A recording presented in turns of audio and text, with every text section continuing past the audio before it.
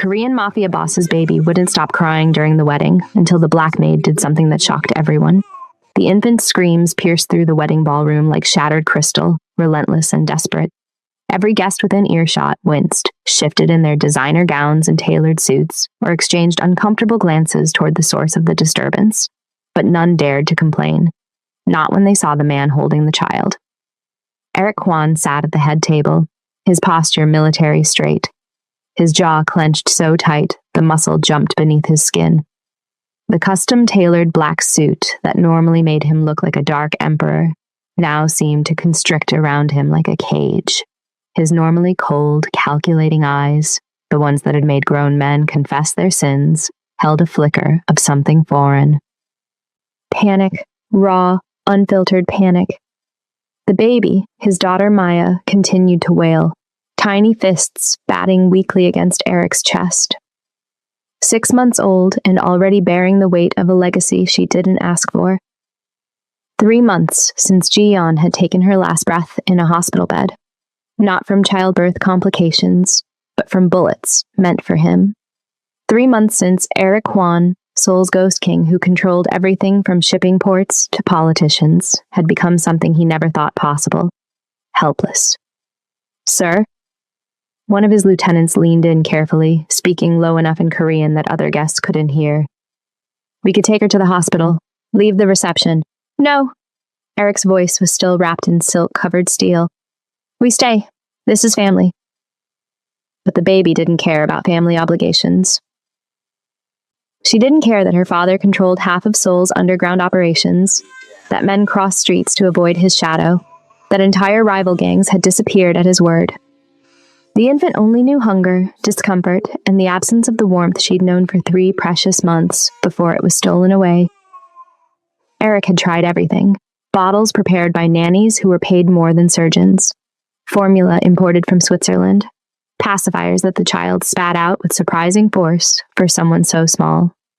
Rocking motions that felt awkward in his arms that were more accustomed to signing contracts in blood than soothing cries. Nothing worked. 3 days. 3 days of this relentless crying. 3 days of watching his daughter waste away, refusing every bottle, every comfort. The pediatricians had warned him this morning. 1 more day of refused feeding, and Maya would need hospitalization, feeding tubes, intervention. Across the ballroom, hidden among the catering staff in her crisp blue and white uniform, Vera Brantley heard the desperate cries and felt her body respond instinctively. Her breasts ached with sympathetic letdown, milk threatening to soak through the nursing pads she still wore, despite the fact that she closed her eyes, forcing down the wave of grief that always came with that thought. 3 months, It had been 3 months since she'd held her own daughter. 3 months since the tiny heart, born too soon and too small, had simply given up fighting. Complications from premature birth, the doctors had said, as if putting medical terminology to the nightmare made it hurt less. Vera was working this high-profile wedding through a staffing agency, taking any job that paid cash and didn't ask too many questions about the gaps in her resume. She had been a nursing student once before pregnancy had derailed everything, before her daughter had arrived at 28 weeks, before 3 months of NICU hell had ended in a funeral she couldn't afford. The crying intensified, and Vera felt tears prick her own eyes. She knew that sound, the desperate, hungry wail of an infant who needed something primal, something only a mother's body could provide. Her hands trembled as she gripped the serving tray. Are you all right? Another server paused beside her, concerned. You look pale. Vera looked up, then back toward the head table where the crying originated, toward the terrifying man with the dragon tattoo and dead eyes, holding a dying baby. That baby needed her, and God help her, she needed that baby too. Vera's feet carried her across the marble floor before her brain could catalog all the reasons this was insane. The champagne tray slipped from her fingers, crystal shattering against the floor in a spray of expensive French bubbles. Heads turned, conversations died. But all Vera could hear was that baby's desperate, weakening cry. Miss, you can't... A server grabbed her arm, eyes wide with panic. Vera pulled free and kept walking, her maid's uniform suddenly feeling like the only honest thing in this room full of designer lies. She wove between tables where men with dead eyes and women dripping in diamonds watched her like she was a fascinating accident about to happen. The crying pulled her forward like a rope around her chest. She was 10 feet from the head table when the wall of muscle materialized. 3 bodyguards, each one broad enough to eclipse the chandelier light, formed a barrier between her and the man holding the dying infant. The one in the center had a scar that split his eyebrow, and the kind of stillness that came from knowing exactly how many ways he could kill her. "Back away," he said in Korean, then English. "Now." Vera's hands trembled violently, but she locked her knees to keep from collapsing. This close, she could see the baby's face, flushed red, mouth open in exhausted screams, tiny body convulsing with each breath. She could see the father's hands shaking as he tried to soothe his daughter, his knuckles white with desperation. "Sir!" Her voice cracked, but she forced it steady. "Sir, I can help your baby." "Please let me try." The bodyguard's hand moved toward his jacket. "You need to leave." "Let her speak." The man's voice cut through the chaos like a blade through silk. Eric Kwan's eyes lifted to meet hers, and Vera felt the full weight of what it meant to be seen by someone who could unmake lives with a word. His gaze was black ice, assessing, calculating, but beneath it lurked something Vera recognized because she saw it in the mirror every morning. Grief, the kind that ate you alive from the inside out. She stepped closer, ignoring the bodyguard's growl. "I know why she's crying like that. I know what she needs." "You're a doctor?" His English was perfect, barely accented, each word precisely chosen. "No, I'm..." Vera's breath caught. "I'm a mother. Was a mother. I can help her. Please." Around them, the wedding reception had gone silent. 200 guests watching this impossible tableau. A black woman in service uniform confronting Seoul's most dangerous crime lord. Vera heard gasps, whispers in Korean that she didn't need to understand to know they were scandalized. She didn't care. That baby was dying. Eric stared at her for 3 heartbeats that felt like hours. Then he stood, Maya still screaming in his arms, and nodded once. "Follow me." The bodyguards closed in around them as Eric moved through the ballroom, creating a protective corridor that guests parted for like Moses and the Red Sea. Vera followed, her legs threatening to give out, her breasts aching with milk meant for a child 3 months dead. They walked through a door hidden behind silk drapes, down a corridor lined with more armed men, into a private room that probably cost more than Vera's entire life. Eric turned to face her, and Vera saw the cracks in his armor, the exhaustion carved into the lines around his eyes, the way his hands gentled on his daughter despite the tremor running through them, the desperation of a man who'd tried everything and watched it all fail. "What do you need?" His voice was rough now, stripped of its earlier control. Vera looked at the baby, then at the 4 bodyguards who'd followed them in, then back at Eric. "Privacy, and I need to nurse her." The head of security, the scarred one, stepped forward immediately. "Sir, this is..." "Everyone out." Eric didn't raise his voice, but the command in it made grown killers flinch. "Sir, protocol requires..." "You can watch from the door." Eric's eyes never left Vera's face. "But you will not interfere. Am I understood?" The bodyguards retreated to positions by the entrance, close enough to intervene, far enough to give the illusion of privacy. Vera's hands shook as she settled into an antique chair that probably belonged in a museum. Eric approached slowly, like he was afraid any sudden movement might shatter this fragile moment, and carefully transferred his daughter into Vera's arms. The weight of the baby hit Vera like a physical blow. Maya was so light, so fragile, her little body hot with fever and exhaustion. For a moment, Vera couldn't breathe past the memories.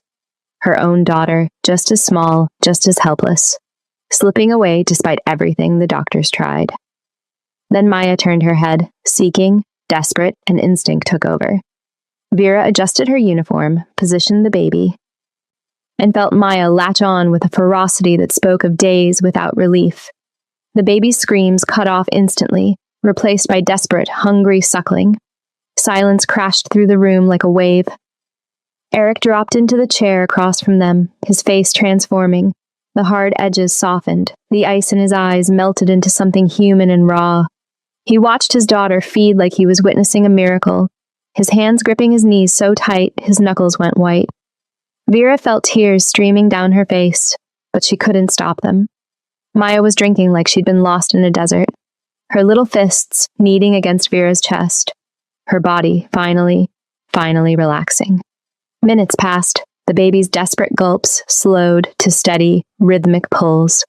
Her flushed face began to return to normal. Her tiny body went slack with relief and exhaustion. When Maya finally released and fell into unconscious sleep, Vera looked up to find Eric staring at her with an expression she couldn't name. Gratitude, wonder, something else that made her stomach flip. You saved her life. His voice was barely a whisper, rough with emotion he clearly wasn't used to expressing. I've tried everything. Specialists, formula, medicine, nothing worked. She was dying and He stopped, jaw clenching. How did you know? My daughter, Vera said quietly, adjusting Maya in her arms, unable to let go yet. She was premature. I nursed her for 3 months before. She couldn't finish, didn't need to. The understanding in Eric's eyes said he already knew how that sentence ended. He leaned forward, elbows on his knees. And for a moment, he wasn't a crime lord. He was just a father who'd almost lost everything. What's your name? Vera. Vera Brantley. Vera? He said it like he was memorizing it. Then he reached into his jacket, making the bodyguards tense, and pulled out a business card. Heavy stock, embossed with a dragon insignia. He wrote something on the back in sharp, angular handwriting. My address. Come tomorrow, please. Name your price.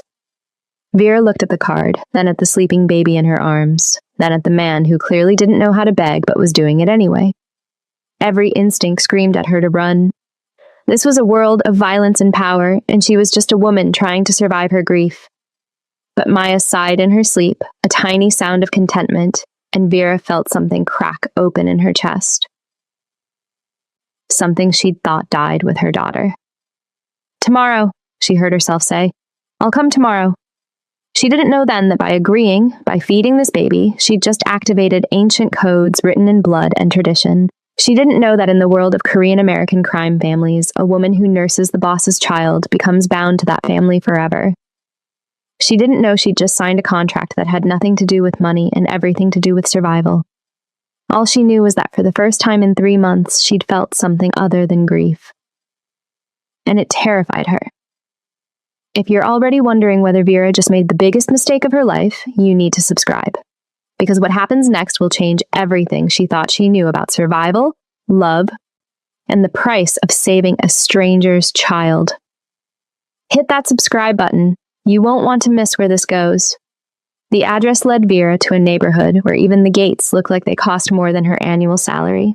Tall stone walls topped with cameras that tracked her approach. Manicured hedges that probably required a team of gardeners. Estates, set so far back from the street they were barely visible. Vera clutched her purse tighter and told herself she could still turn around. The bus stop was only 2 blocks away. She could go back to her studio apartment, back to her grief counseling sessions, back to the slow process of learning how to breathe again. Then she thought of Maya's desperate face, and her feet kept moving forward. The gate opened before she could buzz the intercom. Smooth and silent, like it had been expecting her. A camera swiveled to track her progress up the curved driveway. Vera's heart hammered against her ribs as the main house came into view. It wasn't a house.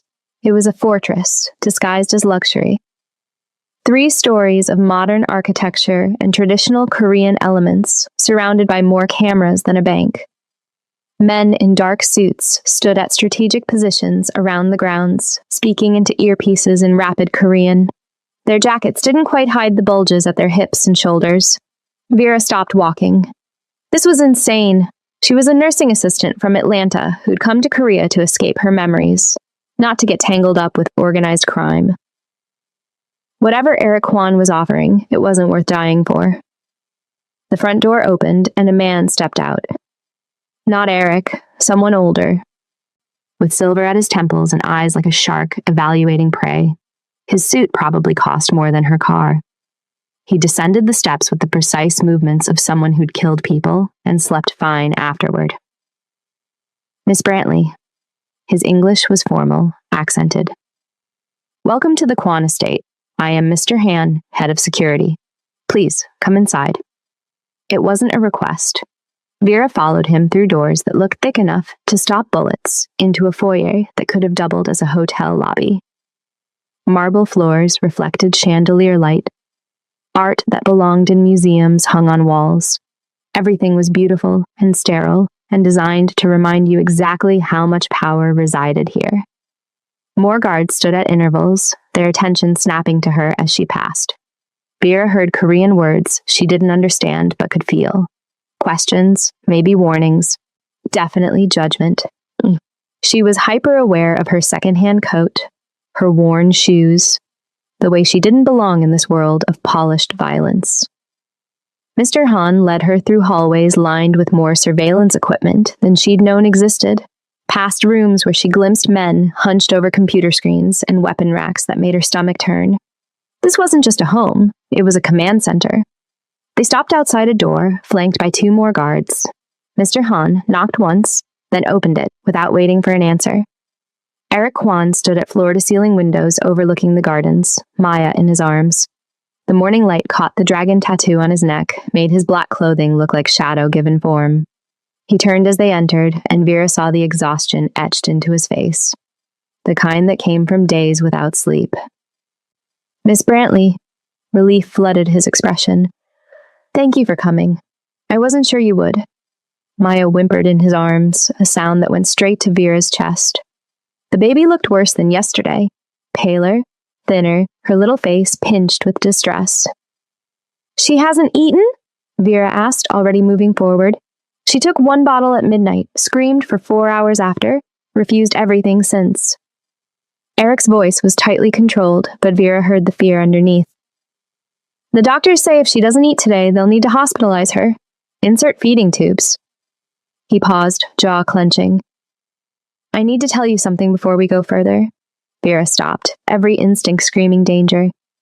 Eric handed Maya to a woman who appeared from a side door, a nanny, exhausted and anxious, then turned his full attention to Vera. You asked my name yesterday. I didn't give it. That was intentional. He gestured to the chair facing his desk. Please sit. Vera remained standing. Who are you? I run the Kwan Syndicate. We control shipping, imports, certain political interests in Seoul and 3 other countries.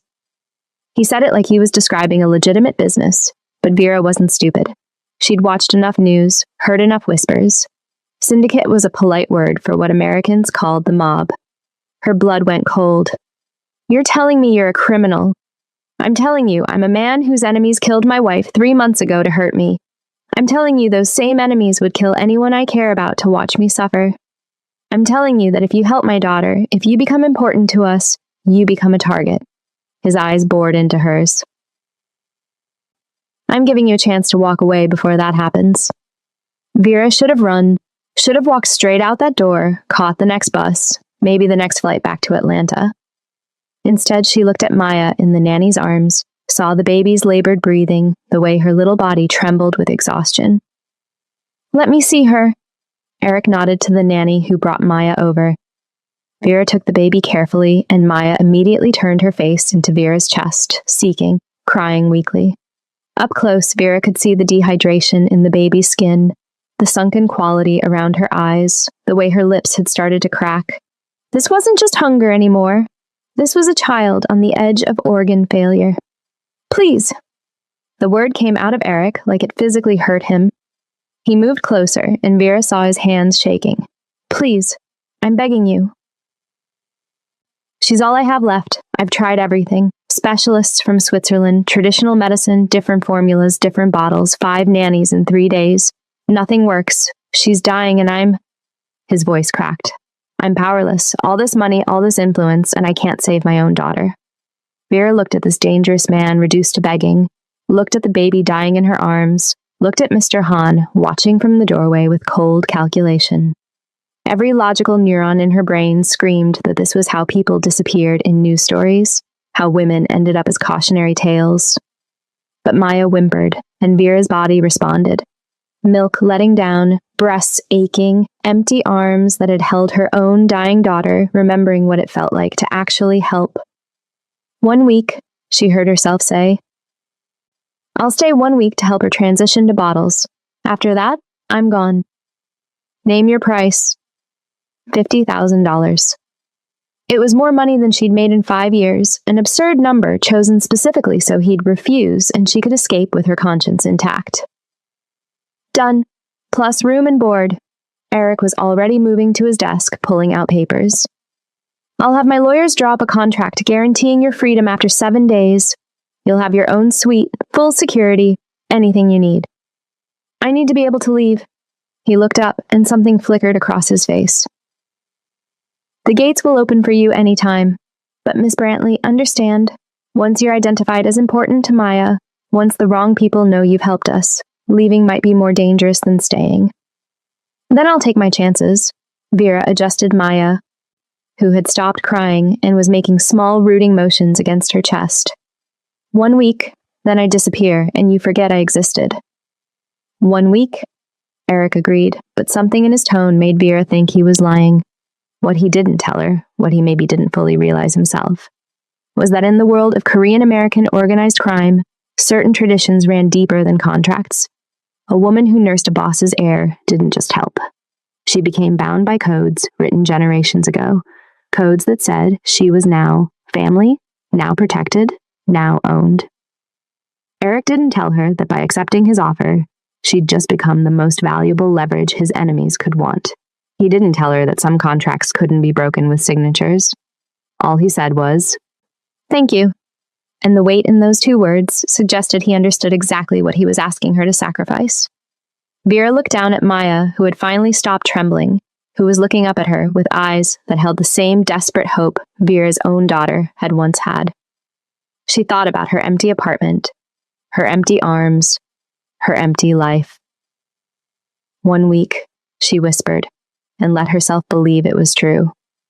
Mr. Hahn found Vera in the nursery on her second morning, watching Maya sleep in the elaborate crib that probably cost more than most people's cars. The baby had nursed twice during the night, finally keeping down a bottle afterward, and Vera had allowed herself to feel something dangerous. Hope. Miss Brantley. Mr. Hand's voice was flat, emotionless. We need to speak. Vera followed him to a study lined with books in Korean and English, the kind of room designed for delivering bad news in civilized surroundings. He closed the door and didn't offer her a seat. You should understand what you've done. He clasped his hands behind his back, military precise. In traditional Korean-American organized families, a woman who nurses the boss's heir is considered to have formed a blood bond. You are now, in the eyes of our world and every syndicate that matters, Maya's mother. Vera's stomach dropped. That's insane. I'm helping a baby eat. That doesn't make me... It makes you family. Mr. Hahn's expression didn't change. More specifically, it makes you Mr. Kwan's claimed woman, his property by extension.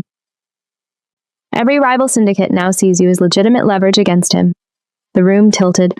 Vera grabbed the back of a chair to steady herself. I'm not property. I'm not anyone's wife. I signed a contract for 1 week. The contract Mr. Kwan drew up protects you legally, but tradition supersedes law in our world. Mr. Hahn moved to the window, his silhouette sharp against the morning light. The moment you fed Maya in front of witnesses at that wedding, word spread. By yesterday afternoon, every major family in Seoul knew. By this morning, photographs of you entering this compound were circulating through encrypted channels. Vera felt bile rise in her throat. You're telling me I'm trapped. I'm telling you that leaving now would be suicide. Mr. Kwan's enemies will assume you know things, have access, matter to him. They'll use you to hurt him, whether that's true or not. He turned to face her, and for the first time, something like sympathy flickered in his eyes. You saved the child's life. That makes you valuable. Valuable things require protection. I want to talk to Eric. Now. Mr. Hand's mouth twitched, almost a smile. He's in a meeting, but he anticipated this conversation. He asked me to tell you that he doesn't expect you to play any role beyond caring for Maya. He won't force you into anything, but he also won't lie to you about the danger. Before Vera could respond, the door opened. A younger man in tactical gear entered, holding a tablet. He said something in rapid Korean to Mr. Han, whose expression hardened to stone. What? Vera demanded. What is it? Mr. Han took the tablet, studied it for a long moment, then turned the screen toward her. Vera's breath stopped. It was a photograph of her from yesterday, entering the compound gates.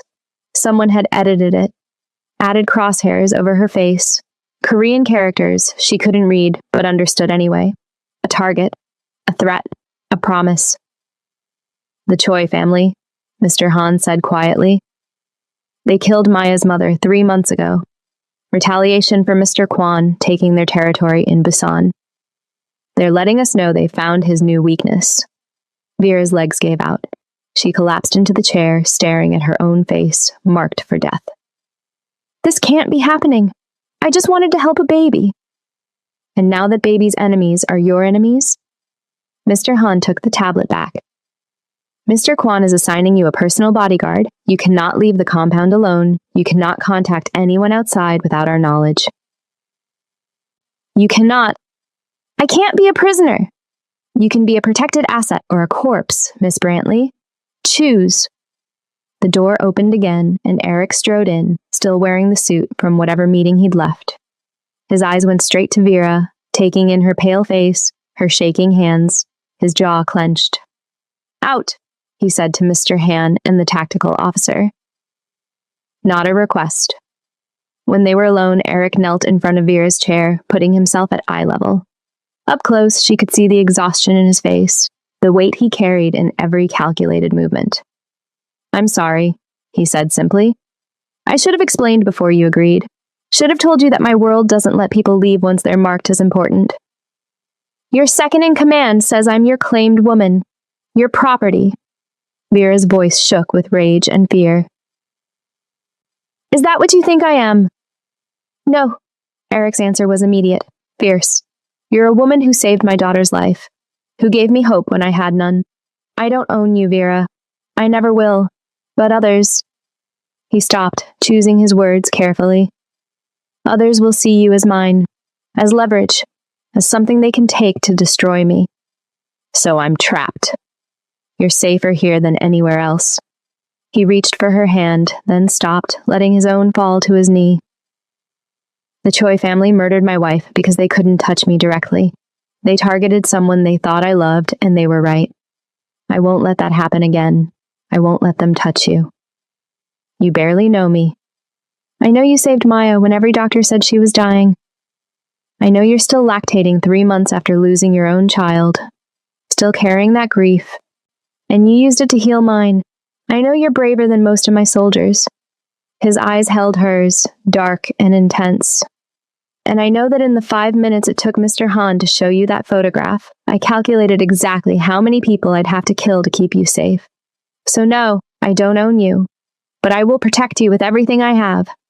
Vera wanted to scream, to run, to wake up from this nightmare. Instead, she thought of Maya upstairs, finally sleeping peacefully. Thought of the baby's desperate cries, her thin little body, the way she'd latched on like Vera was salvation itself. I want to see her, Vera whispered. Eric stood, offering his hand. This time she took it. They found Maya awake in her crib, making soft, cooing sounds that babies make when the world finally doesn't hurt. When she saw Vera, her whole face transformed. Her mouth opened in a gummy smile that hit Vera like a physical blow. Those tiny hands reached up, grasping at air, at possibility, at the woman who'd fed her and held her and refused to let her die. Vera lifted Maya from the crib, and the baby immediately nuzzled into her neck, making contented sounds. Not hungry, not hurting, just wanting to be close. She's never done that, Eric said quietly from the doorway. Not even with her mother, not really. Isabella was sick after the birth, couldn't hold her much before... He didn't finish. Vera swayed gently, the way all mothers do, and Maya's eyes started to drift closed, safe, secure, loved. And Vera realized with crystal clarity that she couldn't leave this child, couldn't walk away and condemn Maya to more screaming, more starvation, more desperate searches for comfort that no one else could provide. In saving this baby, she'd bound herself more thoroughly than any gang tradition ever could. "I'm already in too deep," she said, not sure if she was talking to Eric or herself. "I know." Eric moved closer, close enough that she could feel his presence like heat. "But I promise you, Vera, I'll keep you safe, both of you." Vera looked down at Maya, who had fallen asleep with one tiny hand fisted in Vera's shirt. She thought about the crosshairs over her face, the death threat from people who'd already killed once to hurt this man. She thought about her empty life in Atlanta, her grief counseling sessions that never actually healed anything, her apartment full of ghosts. At least here, she could save someone. "1 week," she said, but it sounded like a lie even to her own ears. Eric didn't call her on it. He just watched her hold his daughter, and something passed between them that had nothing to do with tradition or obligation or ancient gang codes. It was simpler and far more dangerous than that. It was the beginning of something neither of them could afford. The first feeding happened at 2 a.m. on Vera's 4th night. She'd moved into the guest suite, more of an apartment, really, with its own bathroom, sitting area, and panic button that Eric had shown her with uncomfortable necessity. Maya's nursery was next door, the connecting door left open so Vera could hear the baby's first whimper. She was there before Maya's cry fully formed, lifting the baby from the designer crib. Settling into the rocking chair that probably cost more than most people's monthly rent. Maya latched on immediately, that desperate urgency from the first days replaced by comfortable routine. Vera was humming a lullaby her own mother used to sing when she heard the door open. Eric stood in the threshold, wearing sweatpants and a t-shirt instead of his usual armor of expensive suits. The dragon tattoo on his neck extended down his shoulder. She could see now, and without the formal clothing, he looked younger. More human, more dangerous in an entirely different way. "I'm sorry," he said quietly. "I heard her cry, wanted to make sure. It's fine, she's okay." Vera adjusted the blanket around Maya. "Just hungry." Eric moved into the room but kept his distance, leaning against the changing table with his arms crossed. He watched them in silence for a long moment, something unreadable in his expression. "My wife never got to do this," he said finally. "Isabella. She developed complications after the birth. Infection. Hemorrhaging. By the time the doctor stabilized her, she was too weak to nurse. We had to use formula, and Maya screamed through all of it. Isabella died thinking she'd failed as a mother." His voice was carefully controlled, each word precisely placed. "She died because of me, because I made enemies who wanted to hurt me, and the easiest way was through her." Vera looked up at him, this terrifying man reduced to confessing in a nursery at 2 a.m. "It wasn't your fault, wasn't it?" His laugh was bitter. "I chose this life, built this empire, made this world where everyone I love becomes a target. Isabella knew what I was when she married me, but she thought love would be enough protection. It wasn't. They shot her car up 3 months after Maya was born. 17 bullets. She died in the ambulance, and all I could think was that I'd killed her as surely as if I'd pulled the trigger myself." Maya had stopped feeding, had fallen back asleep in Vera's arms. Vera stood carefully, moving to place the baby back in her crib, then turned to face Eric fully. "My daughter was born at 28 weeks, she said. "Premature labor they couldn't stop. She weighed 2 pounds, 3 ounces. So small I was afraid to touch her." The words came easier than they had in months. "For 3 months I lived at that hospital. I pumped every 2 hours. I held her skin to skin. I sang to her. I prayed. And she fought so hard, Eric. She fought so hard to stay alive." "What was her name?" "Jasmine." Vera smiled through tears. "She died from complications her lungs couldn't handle, just stopped breathing one night, and there was nothing anyone could do. The doctor said I did everything right, but it didn't matter. She still died." Eric moved closer, and Vera didn't step back.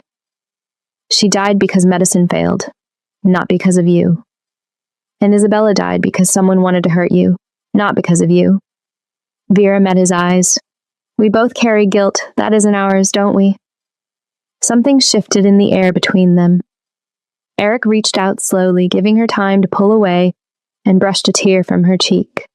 His hand was rough with calluses, scarred across the knuckles, but his touch was impossibly gentle. You sing to Maya, he said quietly. In English. Songs I don't know, but she responds to your voice like nothing else. My mother used to sing them to me. I sang them to Jasmine. Vera's voice broke. I swore I'd never sing them again after she died. But when Maya needed comfort, they just came out. Thank you, Eric said, for giving those songs to my daughter. They stood too close in the dim nursery, the city lights of Seoul filtering through expensive curtains, a sleeping baby between them and the entire criminal underworld waiting outside. Vera should have stepped back, should have maintained professional distance, should have remembered she was supposed to leave in 3 days. Instead, she asked, The scar on your chest, I saw it yesterday when you were holding Maya. What happened? Eric's hand dropped from her face. For a moment, she thought he wouldn't answer. Then he pulled his shirt over his head in one smooth motion, and Vera's breath caught. The scar was massive, a puckered line that ran from his collarbone to his sternum, with smaller scars branching off like tributaries. Bullet wounds, knife marks, burns. His entire torso was a map of violence survived. Assassination attempt 2 years ago, he said. 3 men broke into my home. They got close enough to put a knife through my ribs, missed my heart by an inch. I killed all 3, but Maya was in the next room, newborn, screaming, and I was bleeding out on the floor, wondering if they'd sent more, if she'd die because I couldn't protect her.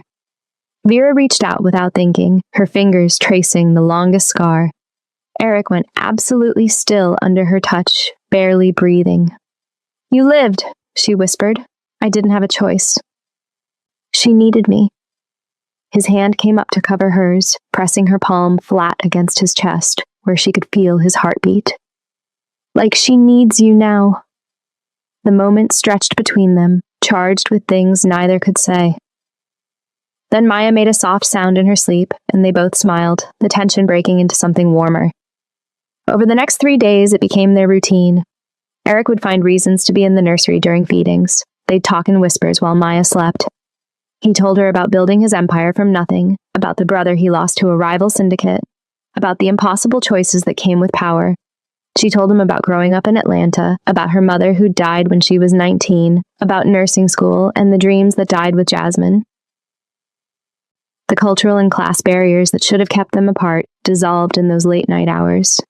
It didn't matter that he was Korean American and she was Black, that he'd killed people and she'd spent her life saving them, that he lived in a fortress and she'd barely kept her apartment. They understood each other's grief, and that understanding became something neither expected. On the 6th night, one day before her contract ended, Vera stood at the nursery window, watching Eric play with Maya on a blanket. He was making silly faces, his entire demeanor transformed from the cold crime lord she'd first met. Maya giggled, actually giggled, and reached for his face with her tiny hands. Vera didn't hear him come up behind her until he spoke. You're crying. She was. She hadn't realized. It's the anniversary of the day Jasmine died.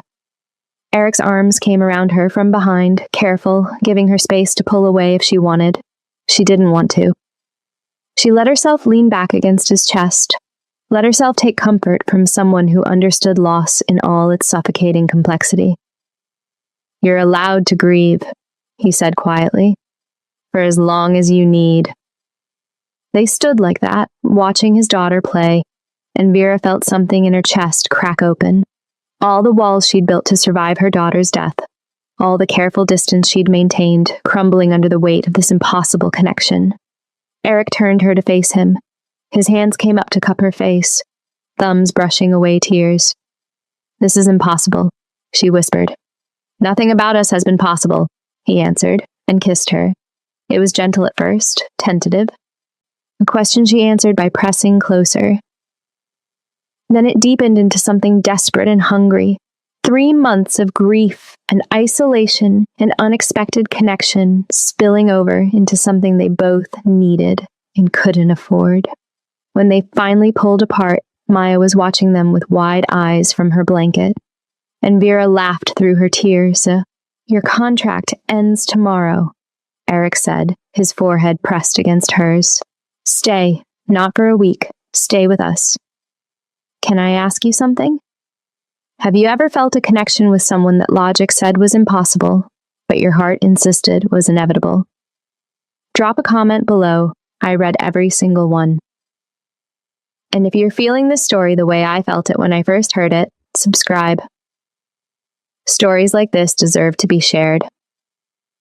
Every rational part of Vera's brain screamed this was insane. He was a crime lord. She was a target now.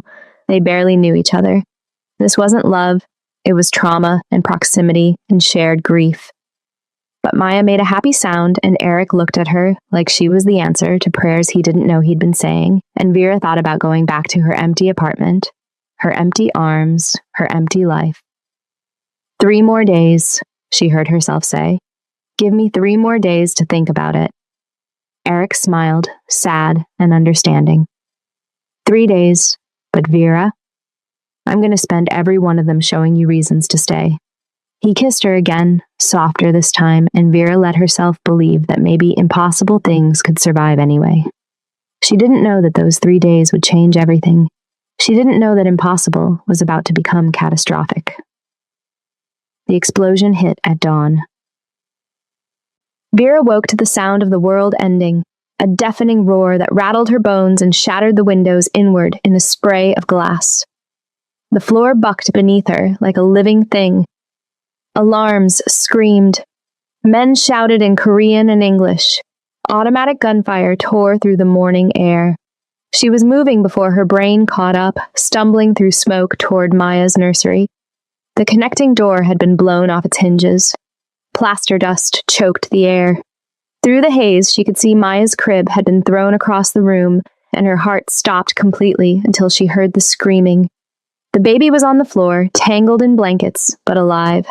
Vera dove for her, covering Maya's body with her own as another explosion rocked the compound.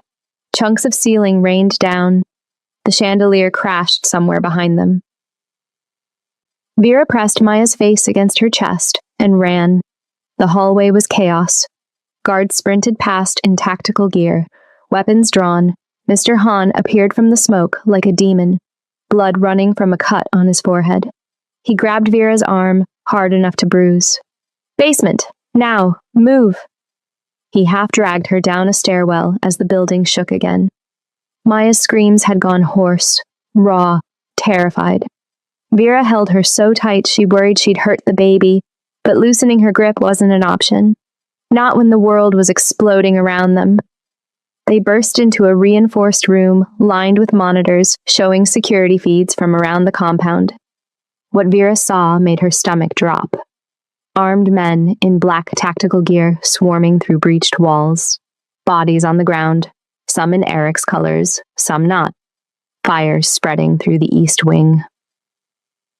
The gates blown open, vehicles pouring through. Eric stood at the center of it all, orchestrating defense through a headset, his voice cutting through the chaos with lethal precision. When he saw Vera covered in dust and blood that might not be hers, holding his screaming daughter, something feral passed across his face. Get her to the panic room, he ordered Mr. Han, then crossed to Vera in 3 strides. His hands were gentle, despite the violence in his eyes, as he checked Maya for injuries, then Vera. Are you hurt? No, Eric, what? The Choi family. His jaw clenched so hard she heard teeth grinding. They've bombed the East Wing. They're demanding I surrender you by midnight, or they'll kill my cousin's family. His wife, his children. He cupped her face, forcing her to meet his eyes. They want the woman who saved Maya. They want you. The room spun. Vera felt Maya trembling against her chest, heard the gunfire getting closer, and made the only choice that made sense. Then give me to them. I'll go. Eric's response was volcanic. His hands tightened on her face, not hurting but absolutely possessive. I would burn Seoul to the ground before I let them touch you. I would kill every member of the Choi family and salt the earth where they stood. You are mine, Vera. Mine to protect, mine to keep safe, and I will die before I let them take you. People are going to die. People are already dying. His control cracked, showing the monster underneath. I've been at war my entire adult life, but this is different. You're different. I will not give you up. I will not let them use you. I will not. He stopped, breathing hard, and pulled her and Maya against his chest. For just a moment, he was simply a man holding the two people who'd become his entire world. Please, trust me. Let me protect you. Another explosion. Closer this time. The monitors showed the perimeter falling. Sir! A guard burst in. They've breached the main house. We have maybe 5 minutes. Eric released Vera, his mask snapping back into place. He turned to Mr. Han. Get them to the panic room. Lockdown protocol. No one goes in or out without my authorization. The panic room was a vault disguised as a wine cellar, walls reinforced with steel, air filtration, enough supplies to last weeks. Eric sealed them inside, and the sudden silence after the chaos was deafening. Maya's cries echoed off metal walls. Vera swayed with her, singing through her terror, trying to calm a baby who could feel that the world had become dangerous. Eric worked a tablet, pulling up security feeds, his expression growing darker with each swipe. They've cut power to the West Wing, disabled the gate controls, set fires to flush us out. He looked at Mr. Han. They infiltrated our security. Someone's been feeding them information. Sir, we need to evacuate you. No. Eric's voice was steel. I hold this compound. I do not run. But the monitors told a different story. The Choi forces were overwhelming Eric's defenses through sheer numbers and inside knowledge. For every attacker that fell, 2 more appeared. They were losing. Mr. Han pulled Eric aside, speaking in rapid Korean. Vera watched Eric's face transform from determination to something like anguish. He argued back, his voice rising, but Mr. Han cut him off with words that sounded like orders despite Eric being the boss. Eric turned to Vera, and she saw death in his eyes. Not his own death, the death of everything he'd built, everything he'd been, traded for the lives of 2 people he'd known less than 2 weeks. There's a tunnel, he said quietly. Emergency exit that runs under the compound. It comes up 3 blocks away in an abandoned subway station. Mr. Han will take you and Maya, get you to a safe house. My people will extract you to Taiwan, then America. What about you? I buy you time.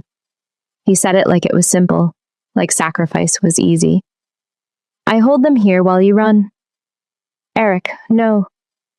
There's no other choice, Vera.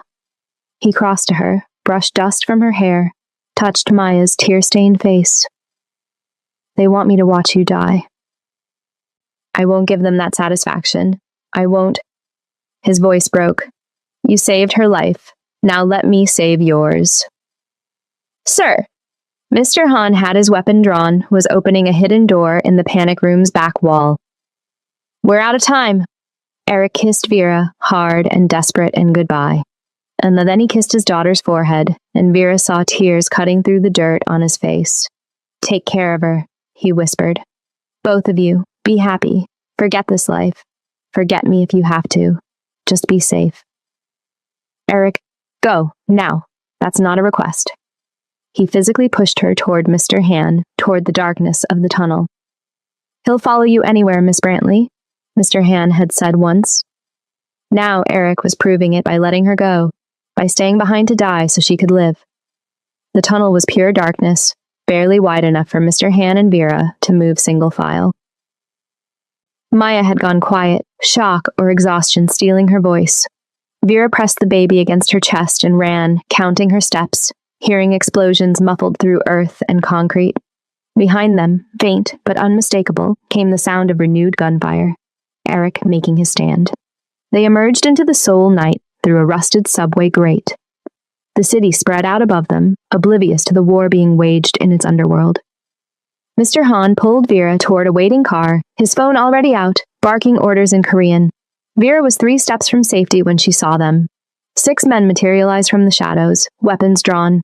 Not Eric's people. Wrong colors, wrong faces. Mr. Han shoved Vera behind him, fired twice, dropped 1 attacker. Then something hit him from behind and he went down hard. Vera ran. She didn't think, didn't plan. Just ran with Maya clutched against her chest. Her lungs burned, her legs screamed. Maya started crying again, and Vera wanted to cry with her because she could hear footsteps behind them, getting closer, and she knew she wouldn't make it. A hand grabbed her hair, yanked her back. Vera spun, fighting like a wild thing, using her body to shield Maya. She got an elbow into someone's face, heard a satisfying crunch, then something sharp jabbed into her neck. The world went syrupy and wrong. Her legs stopped working. She was falling, and all she could think was to protect Maya, to curl around the baby even as darkness crept in from the edges. Through the haze, she saw Eric explode from the subway entrance. Blood on his face, his suit torn, his gun raised. He was screaming her name, shooting at the men surrounding her, trying to fight his way through an impossible number of enemies. The last thing Vera saw before the drug pulled her under was Eric's face, anguished and desperate, as someone's rifle butt caught him across the temple, and he went down. Then a voice, cultured and cold, speaking accented English. "Hello, Miss Brantley. You're very valuable to us. Sleep now. When you wake, we'll discuss your worth." Darkness swallowed her whole. Vera woke to silk sheets and morning light filtering through floor-to-ceiling windows that looked out over Seoul's skyline. For a moment, still drugged and confused, she thought she was back at Eric's compound. Then memory crashed in. The explosion, the tunnel, the capture. Maya. Vera jerked upright, panic clawing at her throat, and nearly sobbed with relief when she saw the baby sleeping in an antique bassinet beside the bed. Someone had changed Maya's clothes, fed her, kept her safe while Vera was unconscious. "She's quite beautiful, your little one." Vera spun toward the voice. An older man sat in a chair by the window, wearing an expensive suit and an expression of polite interest. He had the kind of face that belonged on corporate boards, distinguished and grandfatherly, completely at odds with the armed guards standing at attention behind him. "Who are you?" Vera's voice was raw. "Director Choi, please forgive the dramatics of your arrival. My men can be overzealous." He gestured to a tea service on the table beside him. "You've been asleep for 8 hours. You must be thirsty, and I imagine the child will need feeding soon." Vera looked at Maya. At the locked door, at the windows that probably wouldn't open, at the cage made of luxury and polite conversation. "Where's Eric?"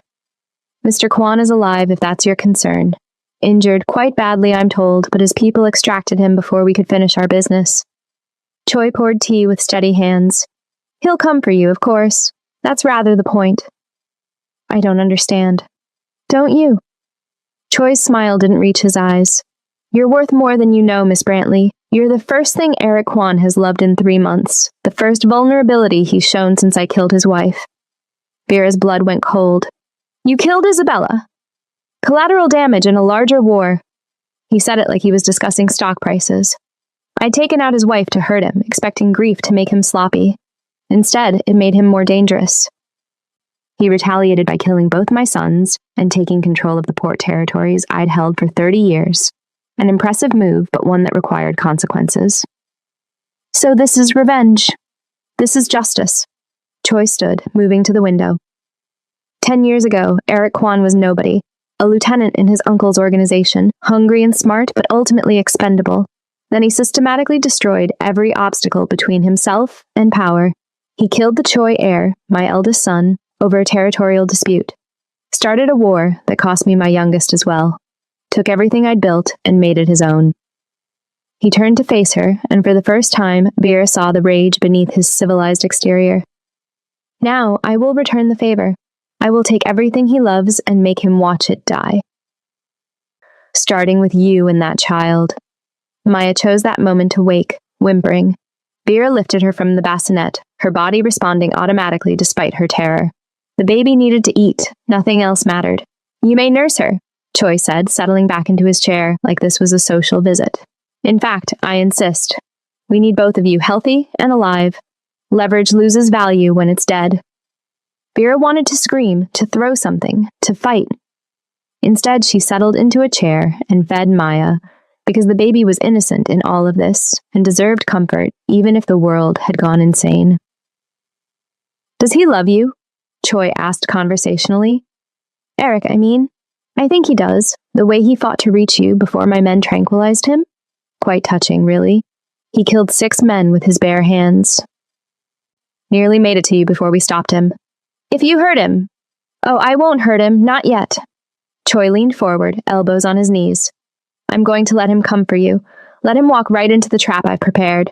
Because men like Eric Kwan, Miss Brantley, men who built empires on blood and fear, they think love is strength. They think caring for something makes them human again. But love is weakness. Love makes you predictable. And predictable men die. He won't come alone. I'm counting on it. Choi's smile widened. He'll bring his whole organization, his soldiers, his weapons, his carefully constructed power base, and I'll destroy all of it. His empire, his people, his legacy, everything he's built will burn. But first, I'll make him watch you die. Make him understand that all his strength, all his violence, all his control means nothing when it comes to protecting the people he loves. Maya had finished nursing, had fallen back asleep in Vera's arms. Vera held her tighter, this innocent baby caught in a war between monsters, and sang softly to keep herself from breaking completely. You have a lovely voice, Choi observed. Eric's wife never sang to the child. She was weak, that one, died too easily. You, though, you're stronger, more interesting. You'll last longer when I start hurting you. Eric will have to listen to your screams for hours before you finally break. Vera met his eyes, forcing steel into her spine, despite the terror flooding her veins. You're going to lose. Eric will kill you. Perhaps, but not before I take everything that matters to him. Choi stood, brushing invisible lint from his suit.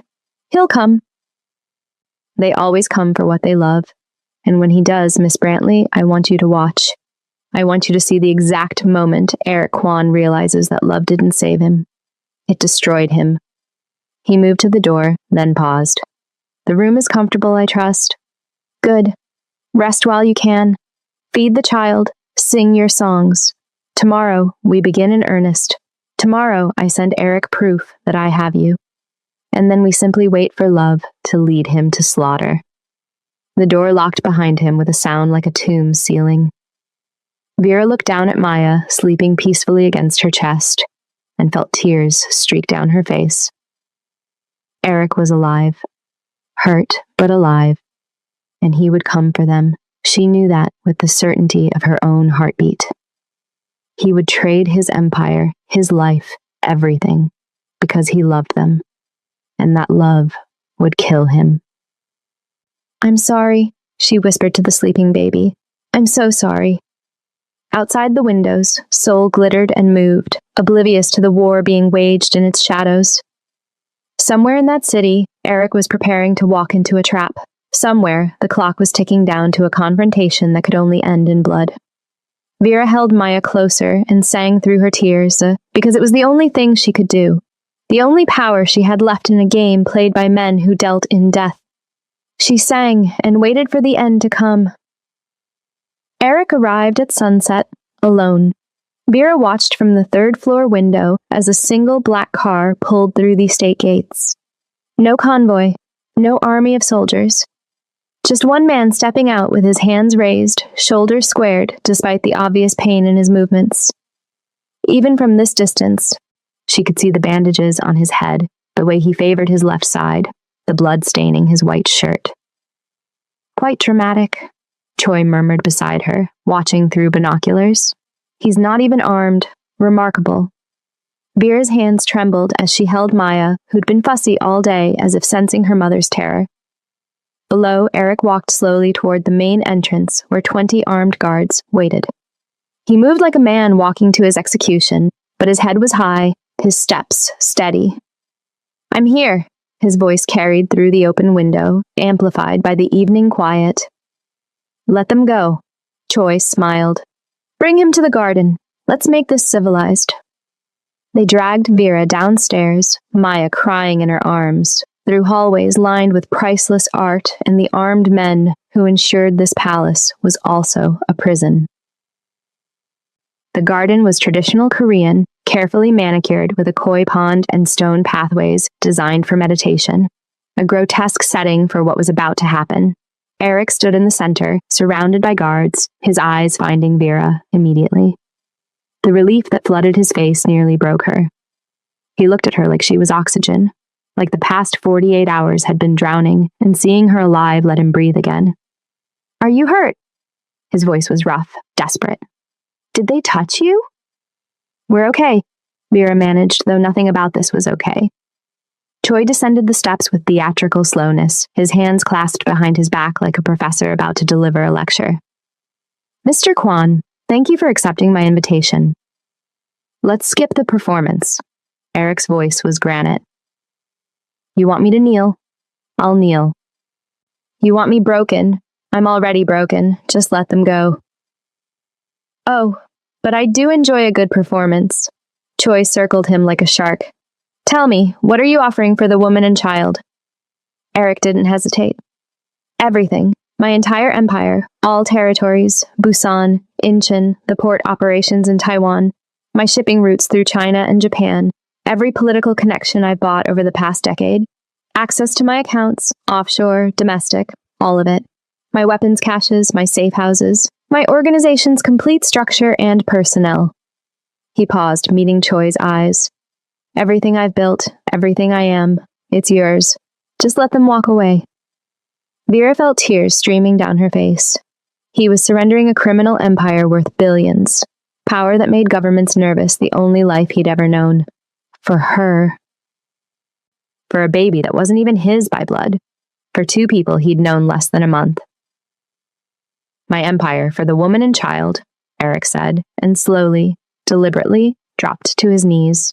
The garden went silent. Even the koi seemed to stop moving. A man like Eric Kwan didn't kneel, not for enemies, not for anything. But there he was, hands at his sides, head bowed, offering everything to save them. "Done." Choi's smile widened. "I accept your surrender. Generous terms, really." Eric looked up, hope flickering in his eyes. "Then let them go. I'll sign whatever you want. Transfer documents, testimony, whatever proves I've given you everything. Just let them leave." "Oh, I'll let them leave," Choi said pleasantly. Then he pulled a gun from his jacket and pressed it against Vera's temple. "I'll let them leave in body bags." "Did you really think I'd honor a deal with the man who murdered my sons?" The garden exploded into motion. Guards raised weapons. Eric surged to his feet, but 3 men grabbed him, forced him back down. Vera felt the cold metal against her skull, smelled gun oil and her own terror, and clutched Maya so tight the baby screamed. "This was never about territory," Choi hissed in her ear. "This was about making him watch you die, making him understand that love doesn't save you, it destroys you." Eric was fighting against the men holding him, wild and desperate, screaming her name. Blood ran from where they'd reopened his wounds. His eyes were pure agony, watching the gun at her head, completely powerless. In that moment, Vera understood she had one chance. One move before Choi pulled the trigger and ended everything. She twisted hard, sank her teeth into Choi's wrist with all her strength. He howled, the gun jerking away. Vera dropped straight down with Maya pressed against her chest, hitting the stone pathway hard enough to knock the breath from her lungs. Then the world turned into thunder. Snipers materialized on the estate walls. Eric's snipers. Windows shattered as infiltrators poured through. The guards holding Eric went down in sprays of red, and suddenly he was moving, a knife appearing in his hand from nowhere, slicing through anyone between him and Vera. The garden became a battlefield. Automatic weapons fire shredded the carefully maintained trees. Men died screaming. Blood turned the koi pond dark. Eric moved through it all like a force of nature, unstoppable, devastating, making his way toward her with single-minded purpose. Vera crawled behind a stone bench, covering Maya with her body, singing frantically to drown out the sounds of men dying. The baby screams were nothing compared to the violence erupting around them.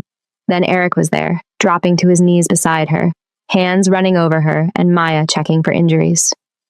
I've got you. I've got you both. You're safe now. Behind you. Eric spun, fired twice without looking, and a guard dropped. He pulled them behind better cover as his team, because of course he'd brought a team, of course the surrender had been a distraction, systematically eliminated Choi's forces. The firefight lasted maybe 3 minutes but felt like hours. When the gunfire finally stopped, the garden looked like a war zone, bodies everywhere, blood on the stones, smoke drifting through shattered windows. And there, trying to crawl toward an exit, was Director Choi. Eric stood slowly, his gun trained on the old man's head. He walked forward with the mechanical precision of a predator that had cornered its prey. Vera watched him transform back into the monster, watched the man she loved disappear behind the crime lord who'd built an empire on violence. Choi rolled onto his back, blood bubbling from his chest. Do it! Pull the trigger! Prove you're still the monster I remember. Eric's finger tightened on the trigger. Everything in his posture said he wanted this, needed this, had earned this kill through blood and suffering. Eric! Vera's voice cut through the violence, through his rage, through everything. She stood on shaking legs, Maya in her arms, and walked toward him. Eric, please, don't. He didn't lower the gun. He tried to kill you. Both of you. He murdered Isabella. He's destroyed everything. And if you kill him, what are you? Vera reached him, placed her hand over his on the gun. We need you, Eric. Not the monster, not the crime lord. We need the man who held his daughter at 2 a.m., who sang off-key lullabies when he thought I wasn't listening, who chose to kneel in front of his enemies to save us. Her voice broke. Choose us. Choose life, please. Eric's hand trembled. His face was anguished, torn between vengeance and redemption. He deserves to die. He does, but you deserve to live. Vera pressed closer, letting him feel Maya between them, alive and safe. You deserve peace. We all do. Don't let him take that from us. The moment stretched, taut as a wire. Then Eric's hand slowly lowered. The gun dropped to his side. He looked at Choi with disgust rather than rage. You're not worth it, he said quietly. You're not worth losing them. He pulled out his phone, made a call. Within minutes, representatives from the Neutral Syndicate Council arrived, the governing body that mediated between families, that kept the underworld from devouring itself. Eric handed Choi over with evidence of his crimes, his violations of code, his attack on neutral ground. Let them decide his fate, Eric said. I'm done. He turned his back on the old man, on the violence, on everything, and pulled Vera and Maya into his arms. He was shaking, blood-covered, traumatized, but alive. They were all alive. I thought I'd lost you, he whispered into her hair. Never, Vera answered. Never again. They sat in the ruins of Choi's garden as Eric's team secured the estate and medical personnel tended to the wounded. Maya had finally cried herself into exhausted sleep in Vera's arms. Eric held them both, refusing to let go, his face buried in Vera's hair like he was memorizing her scent. I would have done it, he said quietly. Surrendered everything. Every territory, every connection, every dollar. 1,000 times over, I would have knelt before that monster if it meant you walked away. I know. Vera turned to look at him, seeing past the blood and violence to the broken man underneath. You terrified me, showing up alone, offering your entire life. It's not a life without you. Eric pulled back enough to cup her face, his hands impossibly gentle despite the violence they'd just committed. None of it matters, Vera. The Empire, the power, the respect men give me out of fear. It's nothing. It's empty. I built all of it to prove I could survive in a world that tried to kill me. But surviving isn't living. Eric. I'm done. The words came out with fierce certainty. I'm done with this life. Done with violence and territory wars, and watching everyone I love die because of choices I made a decade ago. My cousin can have it all, the syndicate, the operations, the whole empire. I don't want it anymore. Vera stared at him, hardly daring to believe. You're serious? I want to leave Seoul, leave Korea, take you and Maya somewhere safe, somewhere quiet, somewhere she can grow up without bodyguards and bulletproof cars and the constant threat of death. His voice cracked. Somewhere you can finish your nursing degree. Somewhere we can be a family without the weight of the underworld crushing us. That's your entire identity. Everything you've built was built on sand. Eric's eyes were intense, desperate for her to understand. You showed me what actually matters. You walked into my life and saved my daughter when all my power couldn't. You made me feel human again after years of being a monster. You made me want to be better. He paused, swallowing hard. I love you, Vera Brantley. Not because some ancient tradition says you're mine. Not because you fed my daughter. I love you because you're brave and kind, and you sing off-key and you cry over children who aren't yours.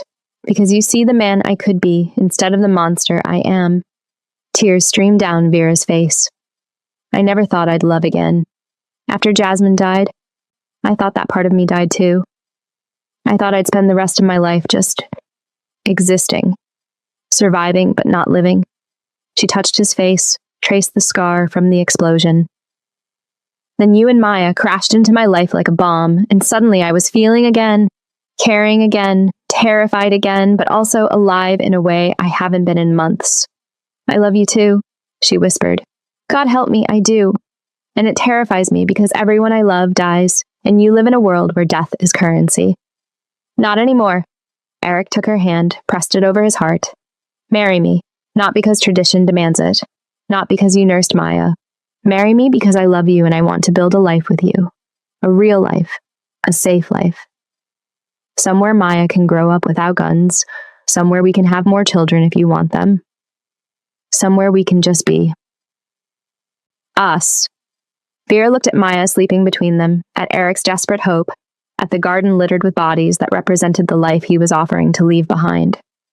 Every logical part of her brain said this was crazy. You didn't marry a man you'd known 3 weeks. You didn't uproot your life for a criminal trying to go straight. You didn't risk your heart again after it had been shattered so completely. But logic hadn't saved Maya. Logic hadn't brought Vera back from her grief. Logic had nothing to do with the way her heart raced when Eric walked into a room, or the way Maya reached for her with complete trust, or the way this impossible family had become the only thing that made sense in a senseless world.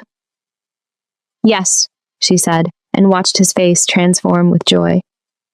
Yes, I'll marry you. Yes, I want to leave this world behind. Yes, I want to build something real with you. Yes, to all of it.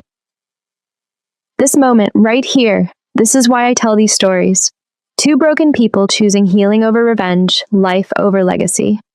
If this resonated with you, if you believe in second chances and impossible families, I need you to subscribe. Be part of a community that believes love is always worth fighting for. And comment below, tell me what you would have done in Vera's position. Eric kissed her like she was air and he'd been drowning, like she was salvation and redemption and everything good he'd never thought he deserved. Maya woke up between them and made a happy sound, and they both laughed through their tears. Portland, Eric said. Or maybe Seattle, somewhere in the Pacific Northwest with rain and trees and people who don't know my name. I'll work security, legitimate security, corporate stuff, no criminal ties. You'll finish your degree. Maya will go to normal schools and have normal friends and never know that her father once controlled half of Seoul's underworld. That sounds impossible, Vera said. Everything about us has been impossible. Eric pulled them both closer. But we're still here, still alive, still fighting for something better. Maybe that's enough. Maybe, Vera agreed. It's everything. They sat in the ruins of the old world, holding each other, and planned their escape into something new. Something clean, something chosen rather than inherited or forced or bound by tradition written in blood.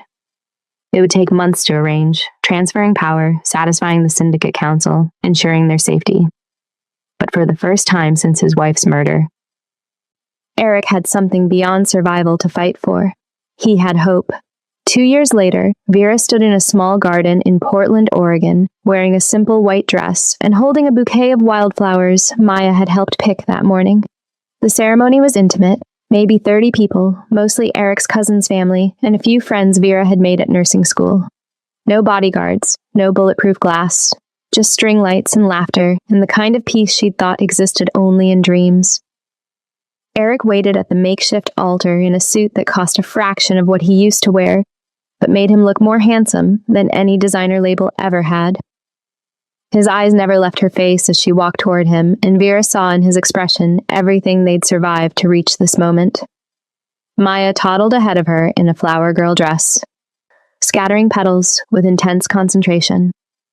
At 2.5, she was thriving, bilingual, healthy, with no memory of the violence that had marked her first months.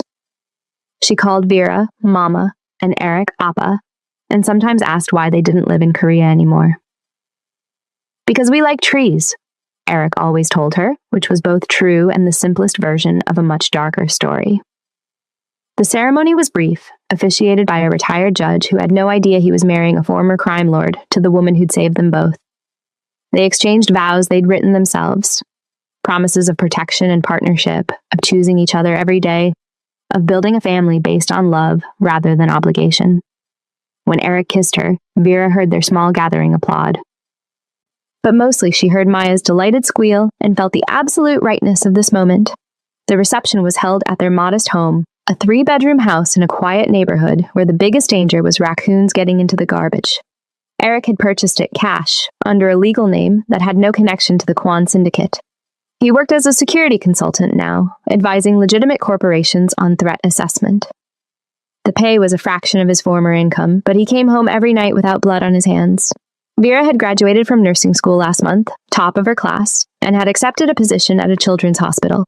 She still couldn't work NICU. The memories of Jasmine were too raw, but pediatric care let her help children without the constant reminder of what she'd lost.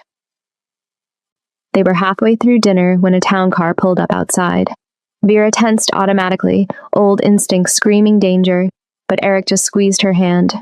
"It's okay. I invited them." 3 men in expensive suits emerged. Vera recognized one, Mr. Han, looking older but still carrying himself like a weapon. The other 2 were strangers, but their bearing marked them as syndicate. They approached with formal deference, and the eldest, a man about Eric's age, bowed slightly. "Mr. Kwan, Mrs. Kwan, congratulations on your marriage." "Director Choi," Eric acknowledged. Not the same Choi who'd tried to kill them. That man had died in syndicate custody, his crimes against code too severe to forgive. This was his nephew, who'd inherited what remained of the family and spent 2 years rebuilding its reputation. "We bring official documentation." The younger Choi produced an ornate folder. "The Syndicate Council has formally recognized your retirement. All outstanding obligations are satisfied. You are, as of today, completely free of the organization." Eric took the papers with steady hands, but Vera saw the emotion in his eyes. This was what they'd been waiting for.